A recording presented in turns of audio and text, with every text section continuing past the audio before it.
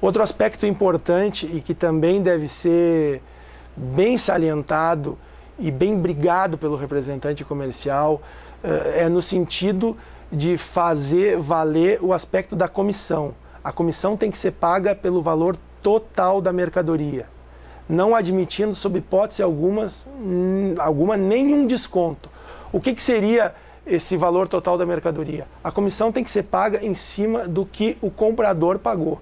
Então, se o comprador pagou R$1.000, a comissão do representante é 10%, por exemplo, ele faz jus a uma comissão de R$100. Não admite-se, por hipótese alguma, nenhum desconto, nem IPI, nem frete, nem ICM. É o que a gente chama todo dia aí, o representante até está acostumado a ouvir falar no Deu Credere. O Deu Credere não é admitido na relação de representação comercial.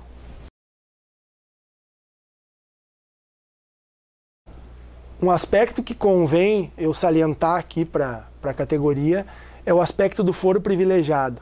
Ele está previsto no artigo 39 da Lei do Representante Comercial. O que seria?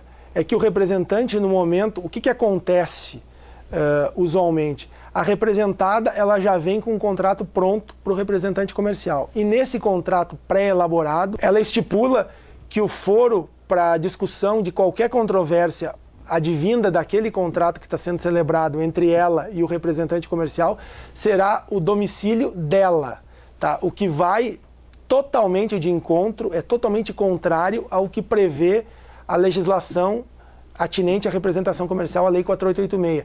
Então, qual é a dica que eu diria? Porque às vezes o representante comercial ele é obrigado a assinar aquele contrato. Mas o que ele deve fazer?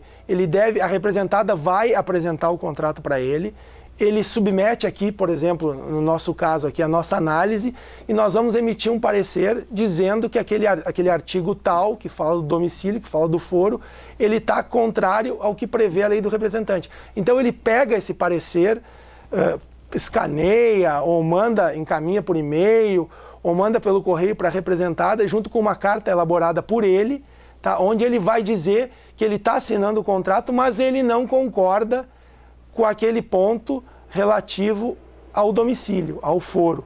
Isso vai garantir que lá no futuro, que se surgir uma controvérsia entre representante e representada, ele possa arguir que ele é hipossuficiente, que ele é mais fraco frente à representada e que ele não tem condições de, por exemplo, em São Paulo, em Recife e no Rio de Janeiro, em Manaus, brigar com a representada, e que isso vai ficar muito oneroso para ele e vai acabar tolhindo o direito dele de buscar aquilo que é seu, que é o direito a 1/12, a rescisão de contrato, pelo tempo que ele teve junto com a representada.